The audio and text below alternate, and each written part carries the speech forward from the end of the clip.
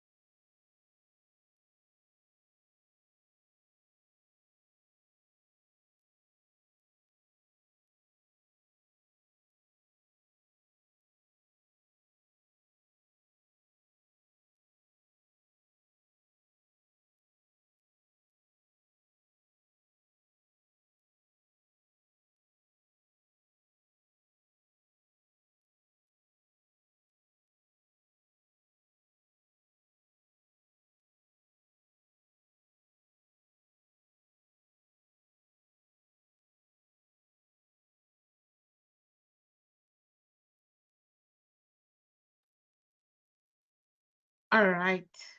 I think I'm going to go ahead and introduce our next speakers so they can start their presentation on time.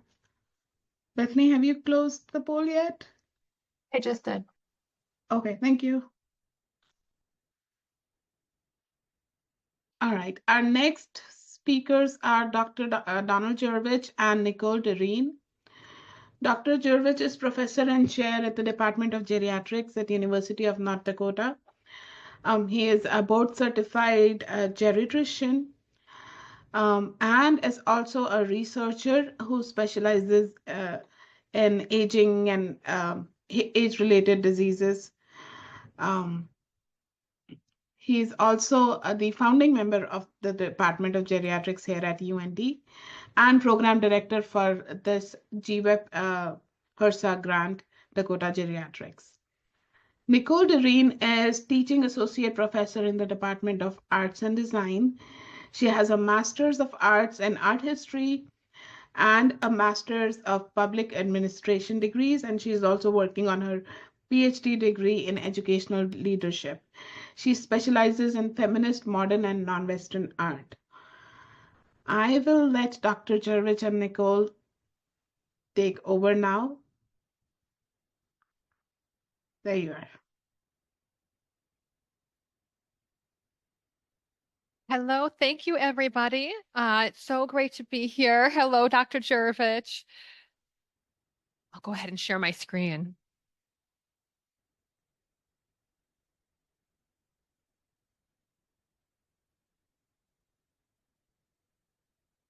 Hello, everyone. We are so pleased to be here and so pleased to see you all today. Today, we are going to be taking a look at health, games, and art for elders.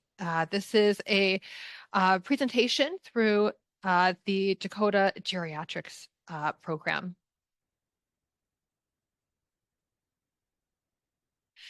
We've got a few learning objectives today. Today, we're going to report on why health promotion efforts are important to Native American elders. We'll also describe how games can be avenues for promoting health and delineate how Dakota Geriatrics has fostered art and games for engaging Native American elders with geriatric 4Ms. And we'll describe some of our efforts in working with elders at the Spirit Lake Nation.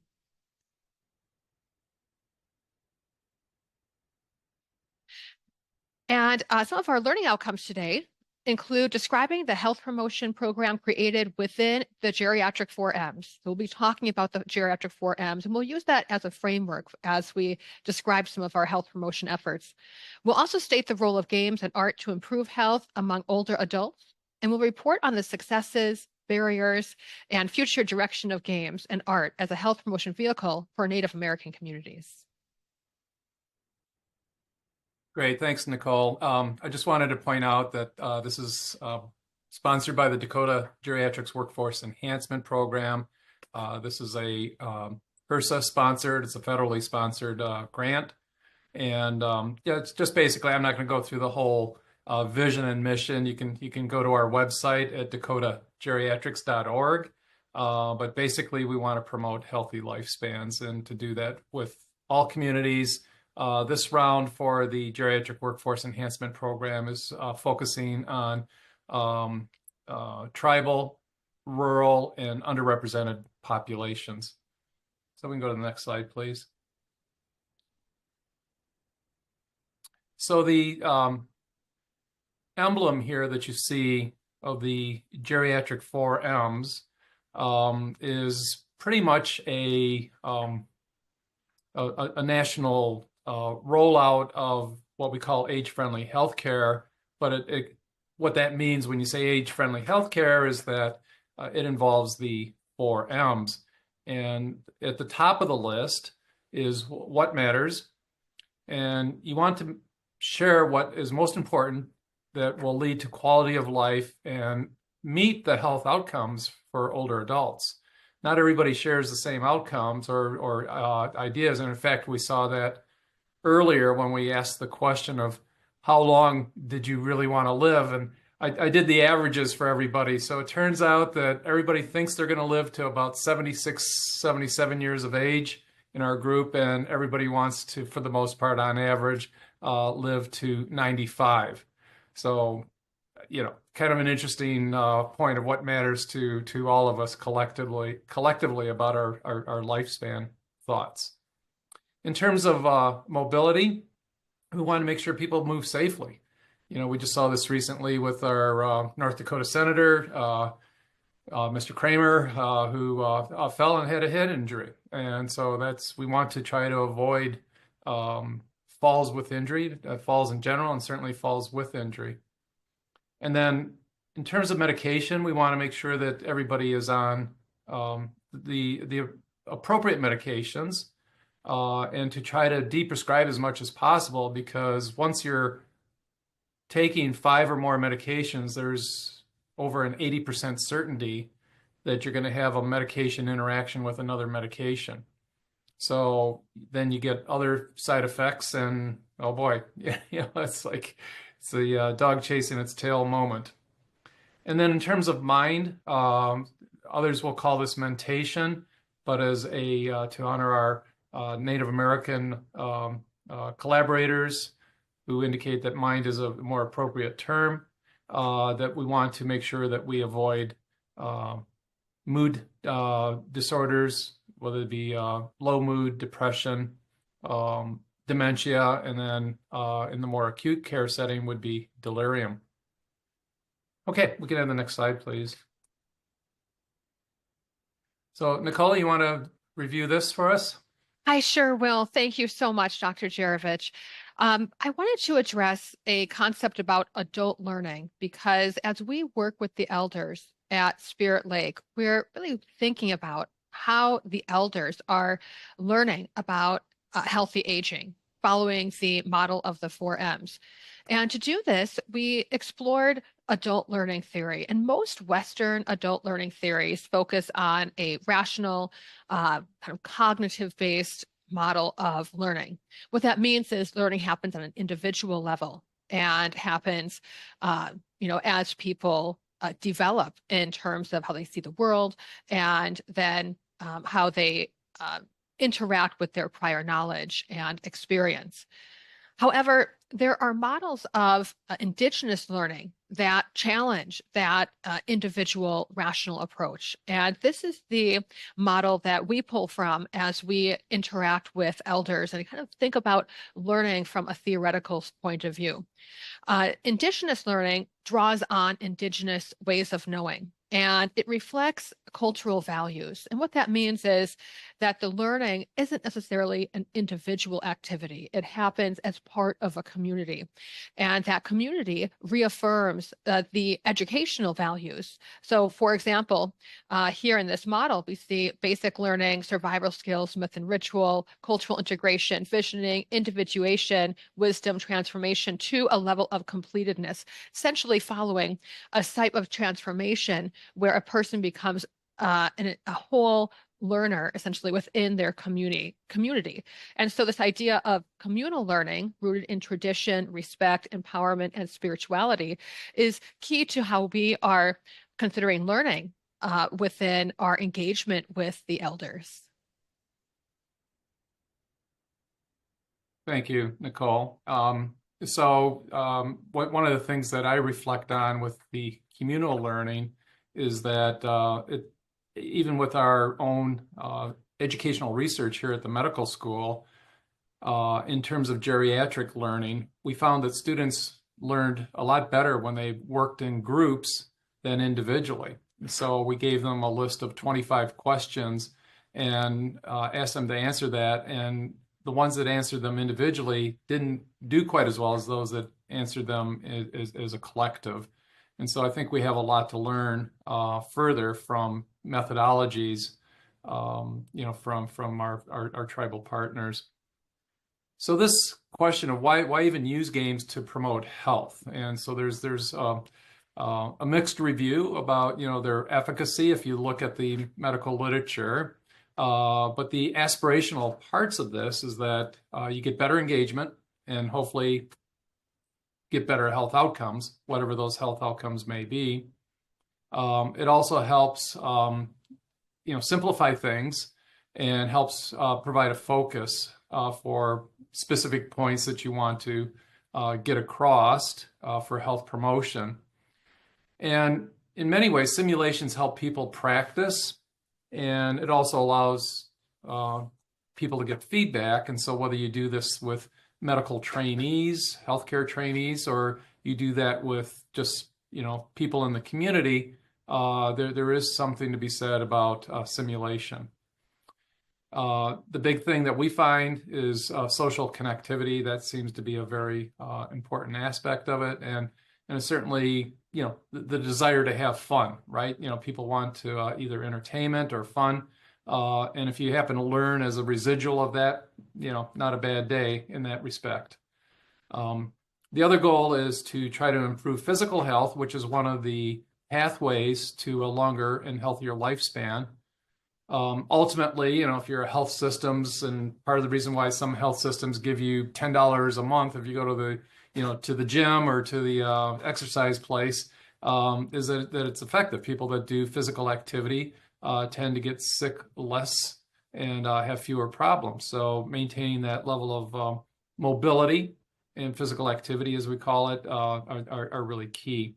And then it also helps in what's called the Prochaska theory of trans-theoretical change. For those that are into the research aspects of this, is that in order for behavior to change, they have to be done primarily in small incremental ways, right? So as I was trying to figure out what I was going to do this winter with my treadmill, I get bored on the treadmill, right? I could barely do like 5,000 steps, but you're supposed to be doing 10,000 steps. So I said, okay, I'll start at 5,000 and work up to 6,000. And it took me all winter to get up to 10,000. So here I am, I'm at 10,000, thankfully.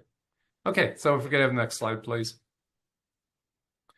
So the idea that, and I just want to have a disclosure. I'm not an expert at games, and I'm not a gamer, right? I don't play computer games, but I enjoy different kinds of board games and racket games and stuff like that. So the idea is that if you gamify some type of intervention, whether it be physical activity or you look at healthy eating, I'm reminded of at the very beginning level of playing airplane with the kids, or playing games, to get them to eat their spinach or whatever, right?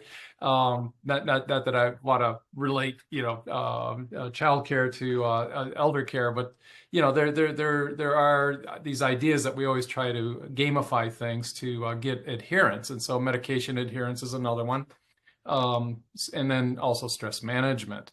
So engagement in these games, even for the reluctant participant, sometimes has good benefit. Next slide, please. So we know for many years now, ever since video games came out, that there are a lot of games for physical activity, and again, there's mixed reviews as to whether these work. I think it's not one size fits all.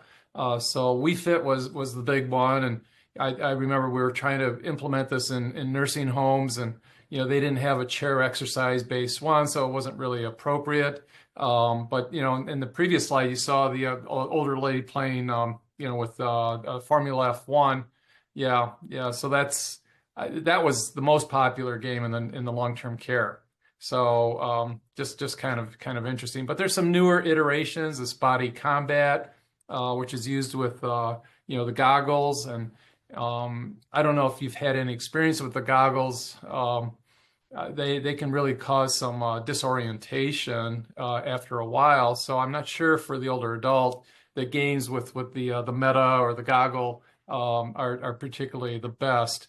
They're a little bit off-putting in that regard. And then Fortnite with the dance-off, there's kind of reminds me of a little bit of Twister, but I've played this with my granddaughter, and we have a lot of fun, and of course, my son-in-law, who's a Chicago police officer, he's watching me do this, and he says, "You're pretty nimble for an old guy." I said, "Gee, thanks a lot."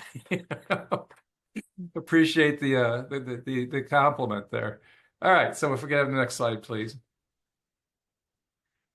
Yeah, and then we also have the opportunity for games for cognitive training. Some of them will have improving health lifespan.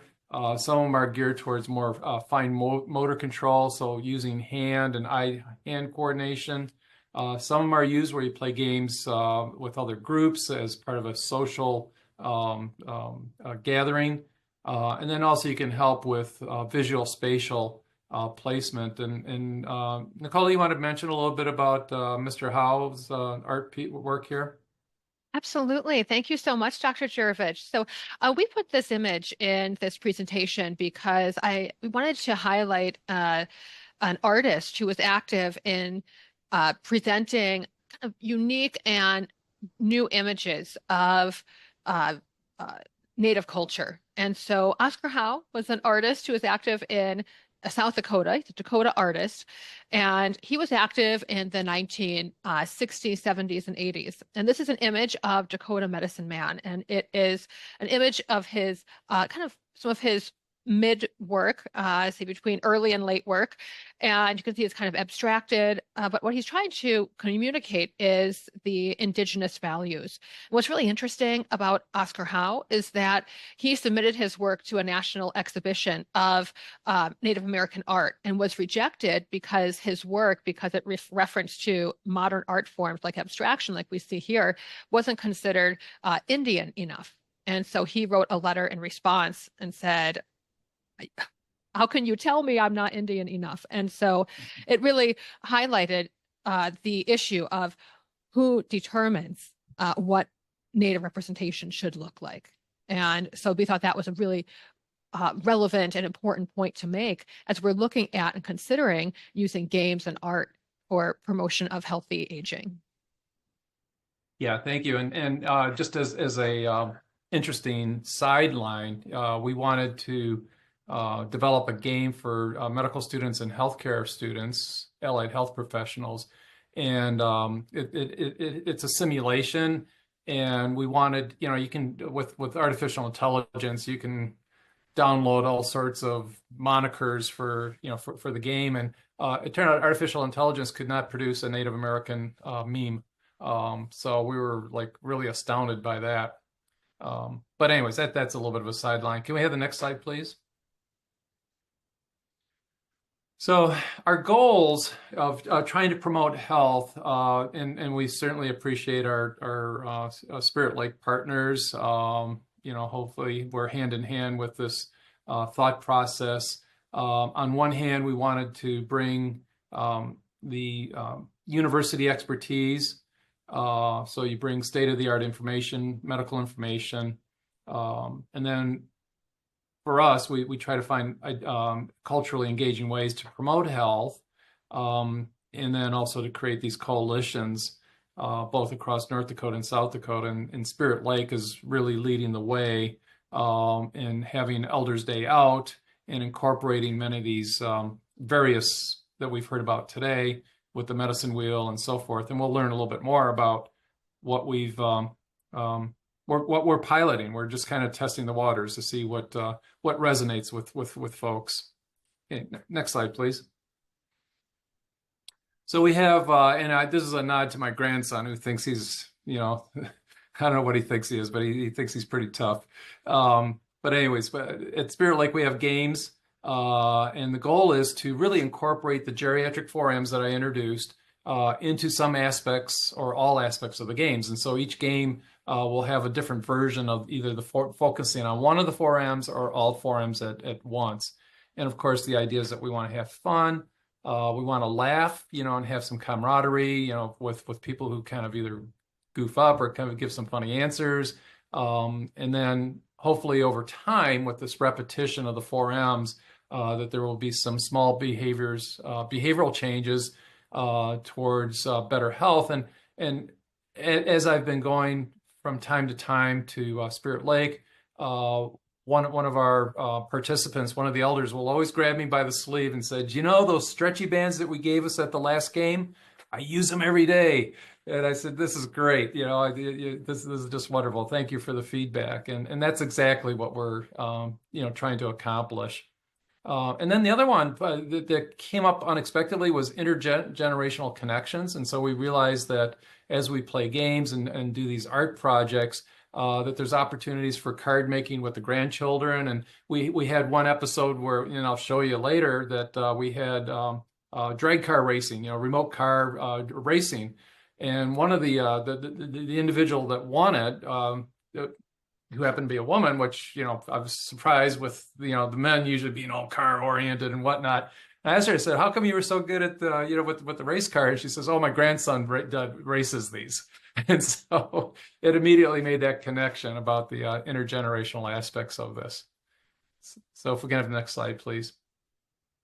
So some of the games that we've tried are TV-based games, and certainly we've all experienced. And thank you, Gunjan, for doing the Wheel of Fortune. We've got some real hot to trot folks here who really need to go on the program. They get the answers pretty quickly. And we have Jeopardy and others. So if I can show you the next slide. This is an example of Jeopardy, right? So you can see up here we have all four of the 4Ms represented. Mobility, mind, medication, what matters, and the questions get progressively more difficult. So if we can have the next slide, we'll have an example. So mobility for $100. So what would be your answer? As we age, we need more of this in our diet to stay strong. So go ahead and put that, what you think the answer is, and it would be what is, and then you can put that. So go ahead and yeah, okay, good. We're getting some answers there. Yeah, what is protein? Good, good, good. All right, you guys all got $100. Great. Can we have the next slide, please? So the answer is what is protein, and then at times with our nutritional collaborators from University of North Dakota, from the Department of Nutrition, we can have different presentations talking about legumes or Native American heritage beans and the importance of them being high protein content. And so for anybody who wants to know, you're supposed to get like 60 to 70 grams of protein a day. A cup of beans will give you about 9 to 10 grams of protein. So just to let you know. Okay, next slide, please. Yeah, and then we do bingo. And so it's kind of, I don't know, as a nod to Sue Thompson, who's our support assistant program manager, helping us with putting together these games. She's been very creative. We're also trying to recruit her to be the stand-up comedian sometime down the road because she loves laughter and jokes. I always use a few dad jokes, and it's like, if anybody hasn't heard this one, it's one of my favorites, which is, what did the fish say when it hit the wall? And the answer would be damn. So playing these games and, with bingo, we'll incorporate mobility, what matters. And then what we'll do is we'll pick a G44, and the ball will say, do stretchy exercises or things. So if we can have the next slide, I think I'd represent that.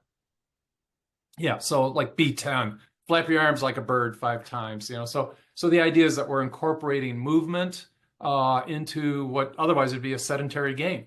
And upper extremity exercise is as good as lower extremity exercise for health outcomes, particularly with chronic conditions such as COPD and heart failure. So it's even more impactful for people with multiple chronic conditions.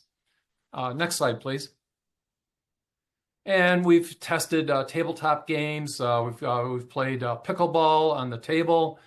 We've done board curling, and to various degrees of engagement and interest. And we always try to have some sort of rewards for these games for accomplishments. Next slide, please.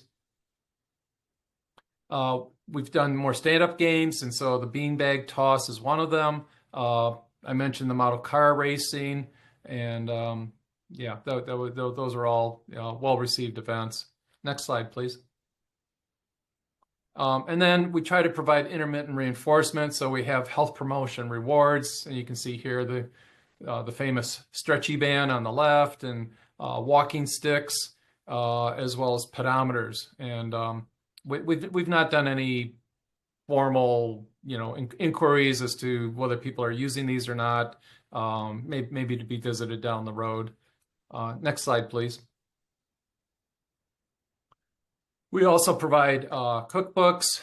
We have the cookbook by Sean Sherman, who's known as the sous chef, who apparently is opening up another restaurant in Minneapolis. I just found out. We also provide books for self-reflection and diaries, art supplies, and some of these art supplies trickle over to the grandchildren. So that's another connectivity that we're trying to make. Okay, next slide, please. So I'm going to hand this off to you, Nicole. Let me just say that part of this art and aging is one of the concepts that we have in our geriatric workforce enhancement program. As far as I know, we're the only one of the 43 in the country that are really focused on this. And then also, I just want more recently, I want to give a nod to this artist Jeffrey Gibson, who was featured at the Venice Biennial, which is apparently world famous showcasing of the most representative national artists from each country. And so Jeffrey Gibson was representing the United States here most recently at that art show. So Nicole, can I hand it off to you then? Absolutely. Thank you so much, Dr. Jurovich. And you're absolutely right. The Venice Biennial is the biggest showcase of art, and that Jeffrey Gibson was invited to show his work there was a huge deal and a great representation of the skill of this particular artist, especially representing Native communities. So Dr. Jurovich did a fantastic job talking about the games that we work with the elders at the Spirit Lake Nations Elders Day Out program. And just to give you a little bit of context, the Spirit Lake Nations Elders Day Out program happens about once a month, the last Monday of the month. And we go out there, a few times a semester or so, and then we're part of that program. We're either presenting during the formal presentations or perhaps doing for art activities during the social hour. And I'm going to talk a little bit about the art activities that we've done and some of the approaches that we've taken that have found some success and maybe some challenges in engaging the elders as art makers. So some of the programs that the WEP has initiated for the use of art in aging include the Doodles for Grannies program, and this is a program through nursing homes to encourage elders to create images or perhaps color in images that are doodles essentially. And another is Art for Health Promotion, part of the Healthy Aging Initiative. And this is the type of programming that we do at the Spirit Lake Nation and through the Elders Day Out program. One of the reasons why we use art as a strategy in promoting healthy aging is to address health disparities. Within the populations at Spirit Lake Nation, for example, there is a tremendous disparity in health outcomes. And we'll talk about that in more detail coming up later in our presentation. But the art can be a very powerful way to engage people in thinking about their priorities and their values and their value systems. And this aligns with the concept of what matters from the geriatric 4Ms. So again, the geriatric 4Ms include what matters, mobility, mind or mentation, and medication. And the what matters is the foundation. And so when an individual identifies what their values are, what matters to them in terms of their quality of life or end of life care, then some of the solutions or answers to the medication and mentation and mobility become a little bit more clear in terms of clinical care. So the art making that we do with the Spirit Lake Nation elders really highlights, again, healthy aging and helping elders to consider what matters to them and expressing that as through their artwork. And so the artwork is very engaging. We really try to engage the elders. There's usually about between 20 to 40 elders that join the Elders Day Out programs. And the elders are sitting at tables in groups. And so some of the art making activities can be group activities and engage elders at their tables. Sometimes the elders decide to work alone. And as such, the art making really contributes to the reflections as an individual and clarifying perhaps through some sort of representation or textual demonstration what is important to them. And throughout the art making activities, we try to build in information and awareness of healthy aging. And so this highlights, again, the current best health practices and reinforcing some of the foundations of healthy aging.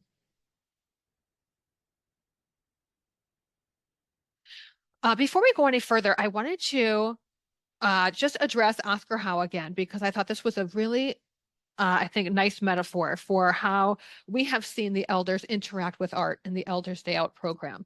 So what we're seeing here is a couple of works by Oscar Howe. This is in his early storytelling style, and then his later abstract style. And here we have an image of the artist with some of his works, and he's working on paper. Most of the work that we do with the elders is also on paper. We try to use media that's like the physical things that artists make that that is accessible and that is very easy to use. Sometimes we use canvas, sometimes we use paint. I like to try to use paper, markers, watercolor paint, something that is easy, something that they can take home with them, and then use, again, focusing on intergenerational activity with their grandchildren, for example. The reason why I wanted to highlight Oscar Howe here is because he's a professional artist and was active in the professional art world, who is a professor of art, for example. And one of the barriers that I've seen working with the elders is the idea that you have to be a professional artist to make art. And a lot of elders would say, I'm not an artist. That's not for me. I can't make art. And so one of the things I've been trying to really work with and communicate to the elders is everybody is an artist, and that art can be, it's not about creating an image necessarily that has, adheres to professional standards or perhaps echoes of Western notions of what is great art, but rather art making as a means of personal expression and as a way to really clarify or perhaps explore what is important to them as individuals. And so as we work with the elders, we do a number of different projects. So I mentioned we work with paint on canvas, and the paint on canvas has been really fun activity for the elders, in part because you can really get into the painting and then take some of those supplies home and then work on those works with their family, for example. The paint on canvas might be with brushes. We've done drip paintings. We take paint that's meant to be poured onto a canvas. And some of these images like that we see here, for example, highlight some of the themes or images that we have seen the elders create. Now, one thing about the art making activities that I think is really powerful is that it emboldens the elders to share their stories. One of the first events that I attended, we used paint on canvas, and we invited the elders to tell their stories through pictorial representation. And one of the elders during the open session had mentioned or just stood up and wanted to tell their story and used the image that they had created to tell a story about how they lost a loved one. And after the fact, I learned from folks who had been to the Elders Day Out programs much longer than I had. They said this was the first time the elders had, spoken in the microphone to tell their story. And so it's really evidence of the power of art as a means of storytelling and personal storytelling. And that's really what we're trying to do, is help the elders explore this idea of what matters through this communal activity. Another activity we've done is card making. And that's been really successful because it's very accessible. And we use pencils and watercolor and markers and stamps, especially. Stamps are really great because they don't require a lot of fine motor coordination and can be used in really creative ways. So one of the most poignant examples that I've seen of the card making at the Elders Day Out program was an elder who had created a card to a deceased loved one in commemoration of their birthday. And that was such a moving experience because it was a way for them to communicate what was important to them. That is a family member they had lost, and remembering and commemorating that person's memory. So these can be very powerful tools for communication. Other things that we've done include drawing activities. Again, drawing activities are really accessible. One of the types of drawings we've done is the blind contour drawing. And for those of you who aren't familiar with that, what it means is you put an object in front of you and you draw that object without looking at the paper and without lifting your drawing implement from your drawing surface. So if you're working with a pen and a paper, you look at the image and you outline what you see by not lifting the pen from the paper and not looking at the paper. And it is so fun because these drawings are kind of wild. And this was an interesting concept because this is a drawing strategy that's used a lot in art education programs or art schools, but it was something very different and sometimes challenging for the elders to, you're drawing something but don't look at it. So some elders drew things that were from memory, some elders drew things that they were looking at, and some elders follow the blind contour instructions like I was sharing. One of the things that I want to mention here too is that the blind contour drawings were done with me presenting. So during a presentation time, I stood up in front of the elders and then said, this is what we'll do, and gave them instructions, and then kind of highlighted some of the drawings that the elders did. But I find that it's actually more effective to work with the elders during the social hour because again, following that, the Indigenous learning principles of, really building learning from a community really is provides a way for me to talk with the elders and to hear their stories and to interact with them, because building trust and building relationships, takes time, and it also takes being there. And so those art making during the social hour has been some of the most effective ways that I found to interact with the elders, both individually, of course, and as a group. And so some of the takeaways that we've seen with using art to improve the health of older adults is that it's very positive.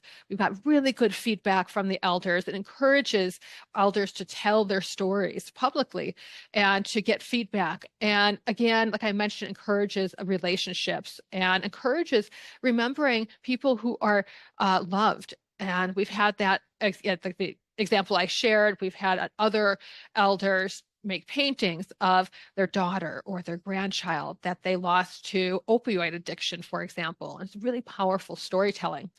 And again, through this, sharing their experiences. And then we've also seen that it has clear health and social benefits, a multi-generational, where we are sending the elders home with some art supplies to share with their grandchildren or children.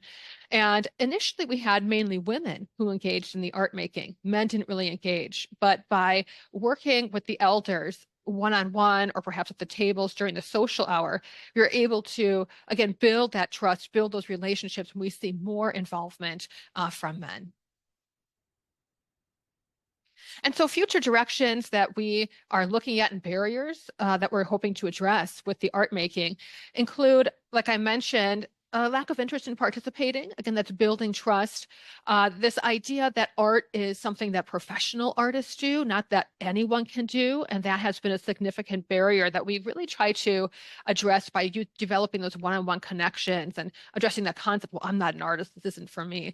But really focusing again on that what matters and using art as a means to share what is important to them and building those personal relationships through trust and again, focusing that this is not an aesthetic judgment. It's really about what is important to the elder.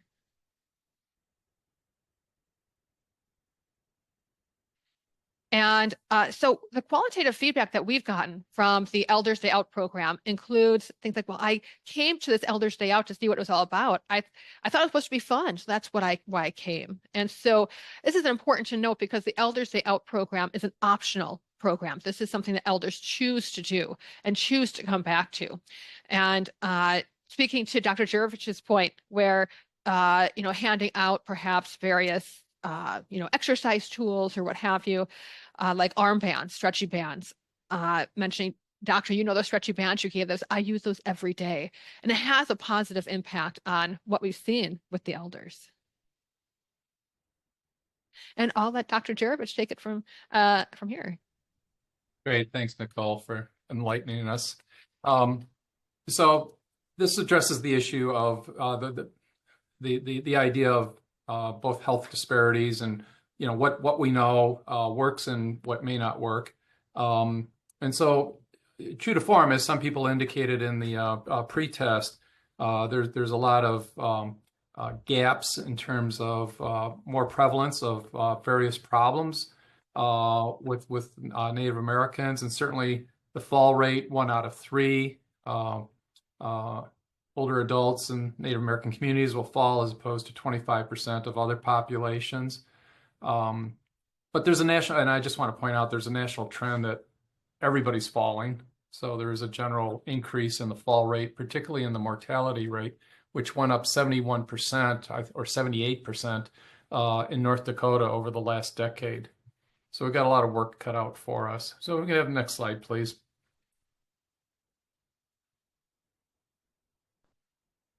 So yeah, this just represents the falls with injuries. So falling is falling, but the thing that we are most worried about are the injuries, whether they be traumatic head injuries, brain injuries, or broken bones, and of course mortality associated with that.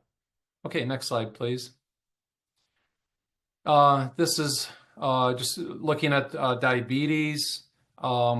And a lot of this, I don't have a slide on pre-diabetes, but just want to point out that 85% of pre-diabetes can be reversed with lifestyle interventions. So there's just a really great opportunity to really apply best methodology for health promotion. Next slide, please. So as best we know, there's through various surveys that there's concerns about some type of cognitive decline, whether it occurs earlier in life or not, I don't know. We do know that diabetes can be an accelerant of cognitive issues, and so being aggressive in terms of either preventing diabetes, type 2 diabetes, or aggressively managing it. And that actually, there's not a lot of research to know whether what we call tight control of type 2 diabetes in late life has any impact on cognition or memory.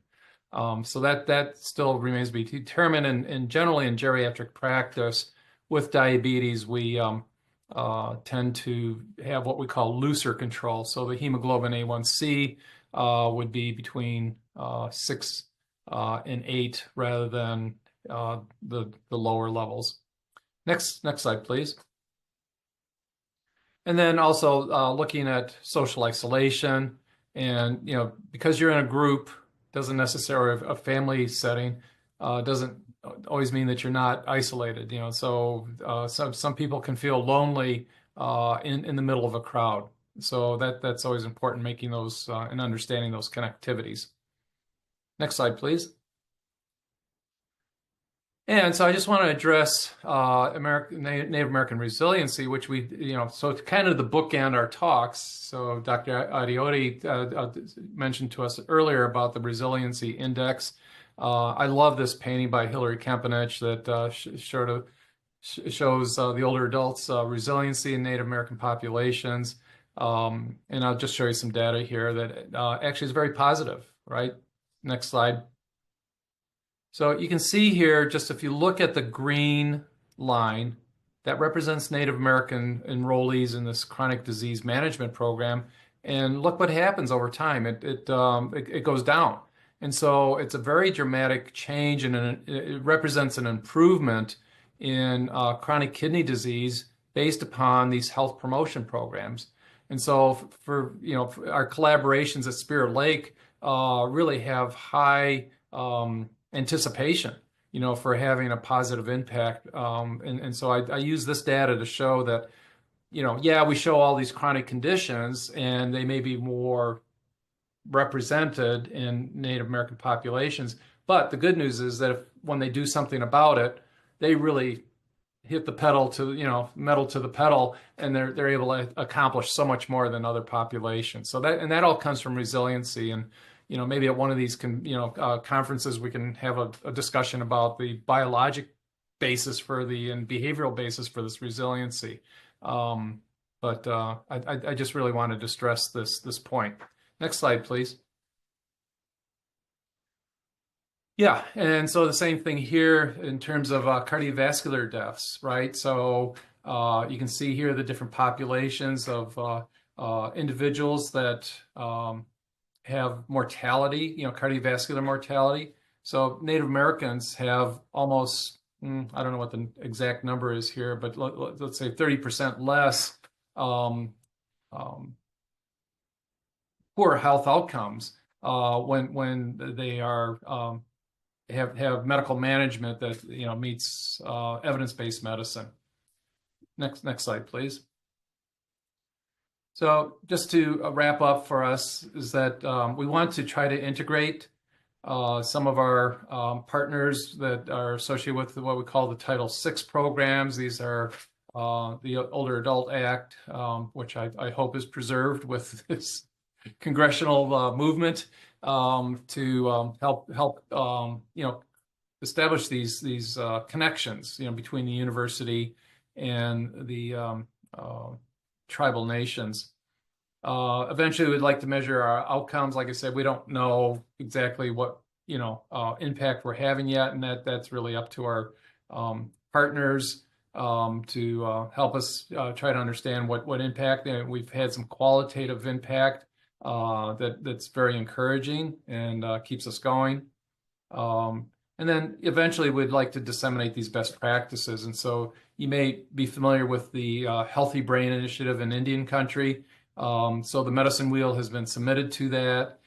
So it's all part of the dissemination of what are best practices. And then I would just say, in terms of continued innovations, we're looking at with one of our medical students about traditional dancing that would be chair-based. So that's one thought to explore. The other ones are to work with music departments and the musicians to look about integrating the 4Ms into traditional song. One of the more popular feedbacks that we had was using food as medicine. So we continue to work with the nutrition department on that aspect of it. And then we want to incorporate more elements from the principles from art therapy. So I know Nicole has, a wonderful breadth of understanding in art and conveys that enthusiasm. But we're also looking at ways that we might be able to develop some aspects of art therapy, which has an established track record. And I don't know if that's the last one here, or are we? Yeah, just to mention, so I want to give you the faculty's perspective. And so I've been dubbed as Dr. Whitehair. So although I'm starting to lose it, so I don't know where that's going to go. But, from our perspective, you get some sort of sense of fulfillment and hopefully making a difference in these partnerships. One of my thoughts has always been to bridge the gap between the university and community. And so in a similar way, we're trying to work with Grand Forks Housing Authority to try and bring some geriatric principles of care and best health practices. And we've integrated the medical students into that program. We hope to do so a little bit more vigorously with our medical students and our tribal partners. And so we're working on that. And the best part of this is the interprofessional activities. A lot of the folks at Spirit Lake either have nursing backgrounds or administrative backgrounds that really provide an interprofessional aspect to this work. And of course, eventually we'd like to integrate the students into this with community service learning. Okay. And just overall, the Healthy Aging Initiative is, again, trying to focus on the 4Ms. So we're eventually wanting to look at self-assessments of these 4Ms. And so as we reach out to different communities, we want to ask people, what matters most to them. Are they taking any unsafe medications, and what do they think about that, and so forth. So we have a self-assessment form that we want to disseminate. And then the other part is that we want to continue to support Indigenous learning through games and art, and trying to figure out even better ways to do that. We did a kind of a quick hand raise, and Wheel of Fortune was the top. Jeopardy was second. Well, I'm sorry, bingo was first, right? So Wheel of Fortune was second. So, you know, getting that kind of feedback helps us how we design the games, and we're hoping that Sue is working on a operating manual as to how to use these games, and sort of what we find. There's been some published reports on Bingo Size, you know, which is a bingo-based exercise game. We'll be the first, I think, to really talk about Bingo 4Ms, and so we're going to try to, you know, create a manual and then share that with other tribal partners, as well as, you know, with senior centers across North and South Dakota. So, Nicole, they heard enough of me. Do you want to summarize for us? Sure, absolutely. Thank you so much, Dr. Jurovich. One of the things that we noticed was that the games and art that we provide through the Elders Day Out program at Spirit Lake Nation for the elders have had a really good uptake and have been really appreciated. And we've heard this from the organizers of the Elders Day Out program, that they want us to come back. That's always a good thing. And again, as Dr. Jurovich mentioned, it's a way to connect university expertise and community partners and provide community service learning for the medical health professionals and for students. And one of the things too is to really connect with the elders, and that again takes time. It takes relationship building, and the games and the art are a great way to kind of really build those connections. It also provides us with information about what it is that Native American elders need and what is their preference for what matters most, because we can come in with our own judgments and our own preconceptions, but it's quite another thing to work directly with the elders and hear their stories. And that's been probably one of the most powerful elements of the games and art. And that is it.